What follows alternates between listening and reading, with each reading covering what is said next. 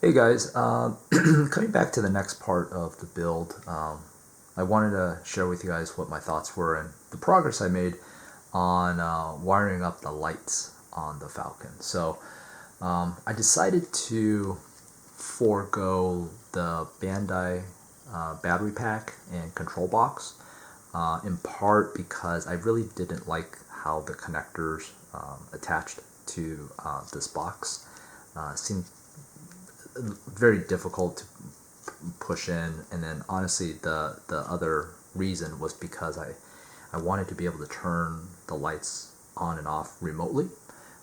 So this goes away, and what I ended up doing is this setup that you see here. So I'll kind of walk you through this, but what I ended up doing at one point, I don't know if you can see this, but I drew up a little bit of a wiring diagram of how this all works. This is good practice. I've wired up other things before. This always helps me plan things out and get the necessary parts to complete the build, because one of the worst things you could do is start a build and then realize you have to stop in.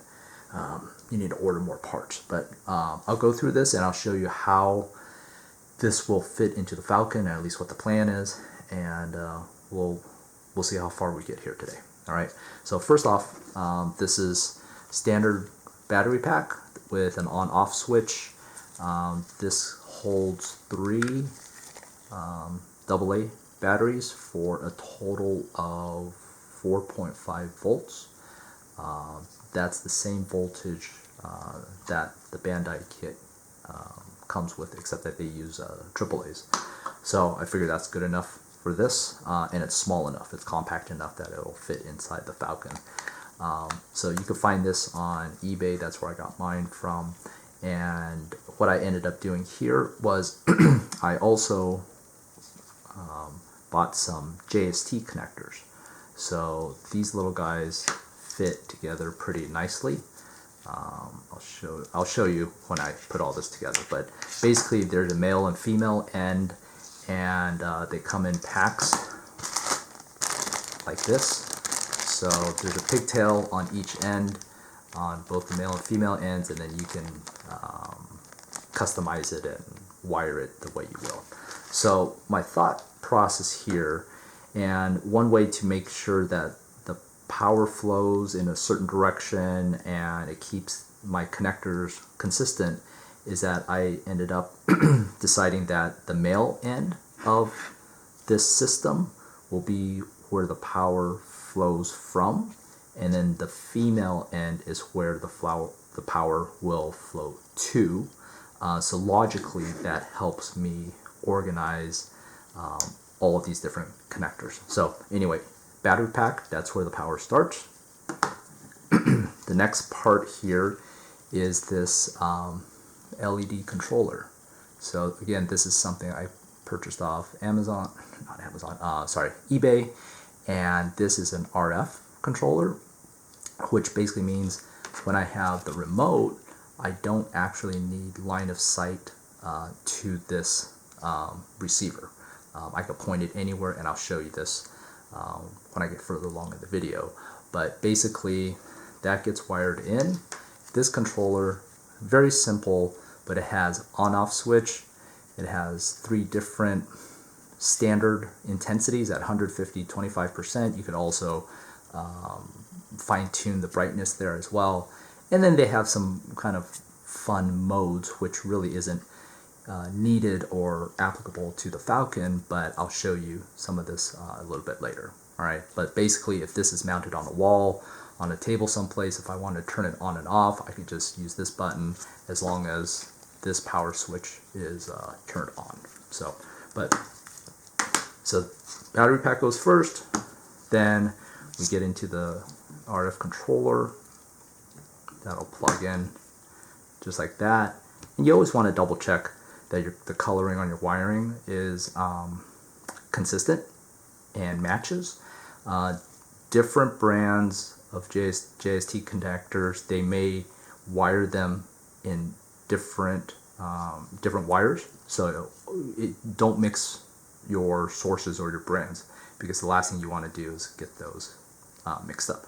So there's that piece. And then from here, the power will flow to all of my LEDs, essentially. So what do? You know, I have 9 LED source LEDs that I want to wire up.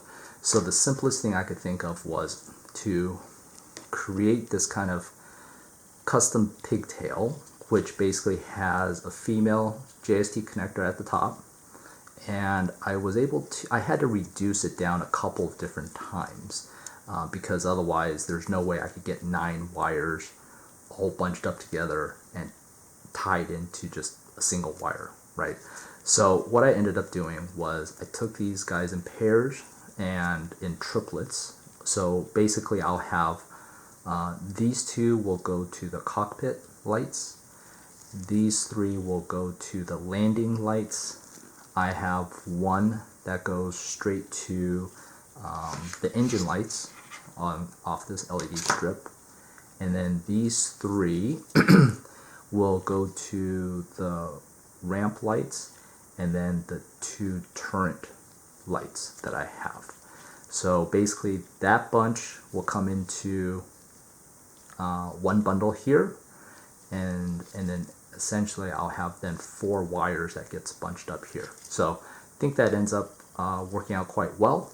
One thing to always do when you're wiring this so you don't run into a big headache at the end is to check for continuity as you go through the wiring process. So make sure you have your multimeter, put on the continuity setting, and what you can do is you can put 1 probe on this end, so let's say for the red wire, and then you can put another probe at the corresponding end of that red wire, and as long as you get a beep, then you know that all of these have been wired properly, and that's what I ended up doing as I was going through this process. So then in this case, this part will then attach here. There you go. And then from here, it goes to all of the LED sources. So I'll take one here for an example. This is an LED that I wired up for the turret lights. And I'm actually using all of the stock Bandai LEDs. I didn't have an issue with the brightness or lack thereof that you might hear. So I figured I would just keep it simple. It fits where it needs to fit.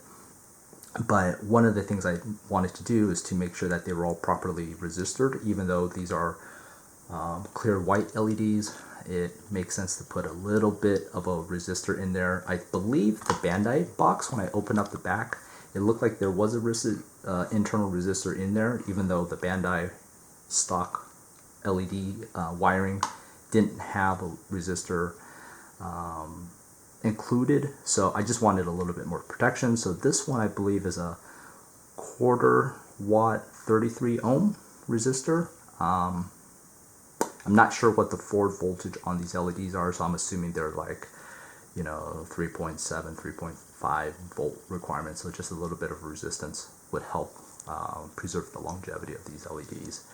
And so you basically see wired in, little resistor there, and then at the end here, just corresponding female JST connector. So that's one example. And then I have the LED strip. So you may have seen in my previous video the actual plastic card that I mount for the engine light strip. So ended up wiring this up. So here's the female end that attaches to the positive and negative of the LED strip, and then at the end here I basically had these 2 little jumpers. So that connects the positive, that connects the negative, and it seems to fit on this quite well. Just enough of a space there to clear the nubs on the bottom of the Falcon. So yeah, that looks pretty good. And one thing I did, just to note, I ended up, let me move some of this out of the way so I'll bring the Falcon into view here. But one of the things I ended up doing was I built the Falcon first, and I installed the cockpit light, the ramp light, and the front landing light before I decided on what I wanted to do here. So those are all already installed, and so it made the wiring after the fact a little bit more challenging, but let's see how far we get here. So here's the Falcon. I'll flip this over and I'll show you the insides here.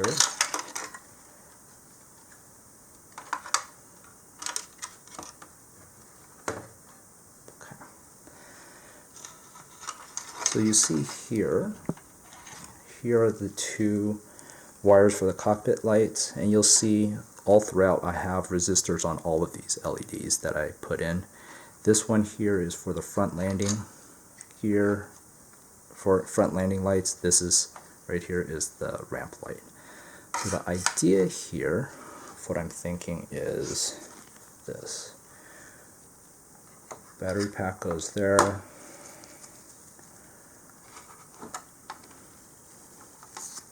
This will probably wrap around. I'm not quite sure yet. I need to make sure that this all fits. So that goes in there.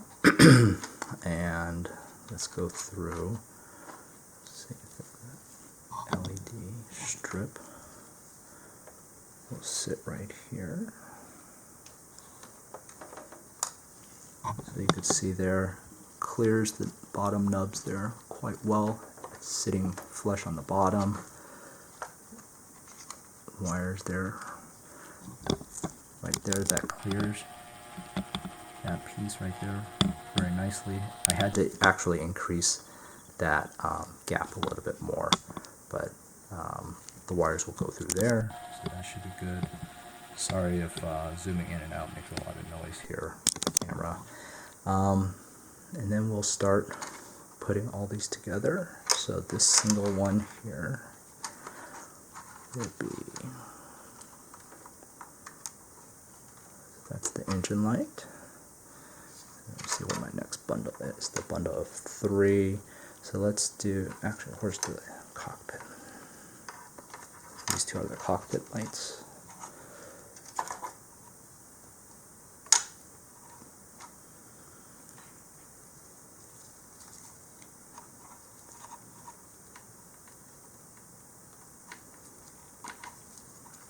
So you can see the benefit of these connectors is that they pop in and out very, very easily. Let's see, front landing light. Do this bundle. And then these are the rear landing lights. So for the time being, I will just plug them in. I have not obviously installed them yet.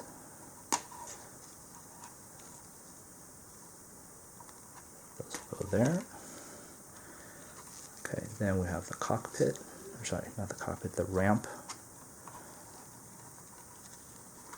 light here. Plug that in, and then these are the two turret lights.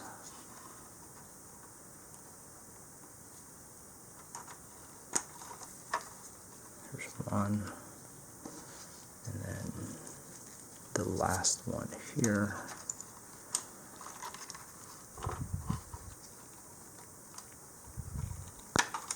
Okay, good.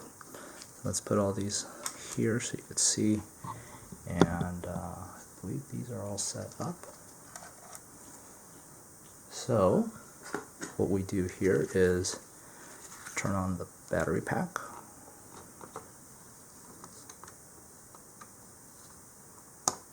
Okay, and then you can see with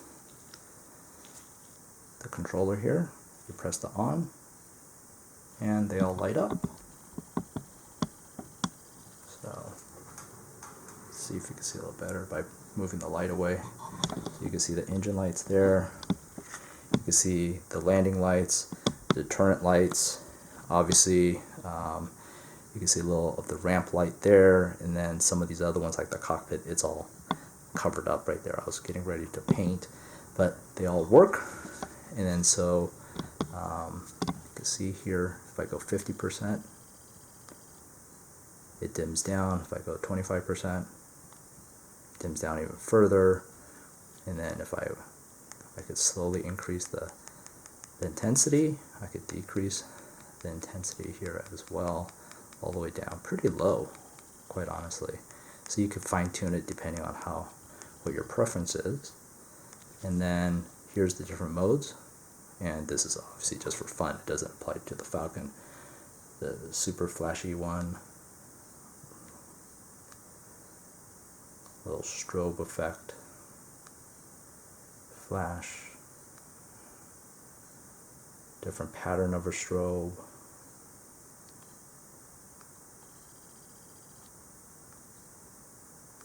So you can see all of the LEDs would function, and then off. All of the LEDs flash the same because they're all wired up similarly. So if you don't like that, if you want to control them differently, then you just have to change your wiring schematics and whatnot to reflect what you want. But basically there, and then I could press the on-off button and the whole system shuts down. So in this way, I can leave this. If I mount it up on the wall, I don't have to worry about trying to open the cover, turn things on and off. I don't have wires running out of the Falcon to a power source. I don't need an outlet. I don't need anything like that. It's really self-contained and quite simple. So, and because it's all modular, if I ever needed to replace this battery pack with a larger one, if I needed to extend any of these wires, all I need to do is go back into my stash here and wire up a pigtail section, and that will extend any length of the wires. So that's the beauty of having these JST connectors. They're a lifesaver, really great product, really cheap. I think that this whole pack, I got maybe 20 pairs for like maybe $5. So super simple.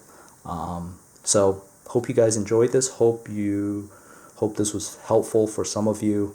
And then I think for the next part of this will be hopefully the final layout installation of all of this put together. But I think before I end up doing that, because that'll be part of my final assembly, I think my next step here is to get to painting the base coat with Insignia AS20. So that's it for now. Thank you for watching. Take care, guys. Bye-bye.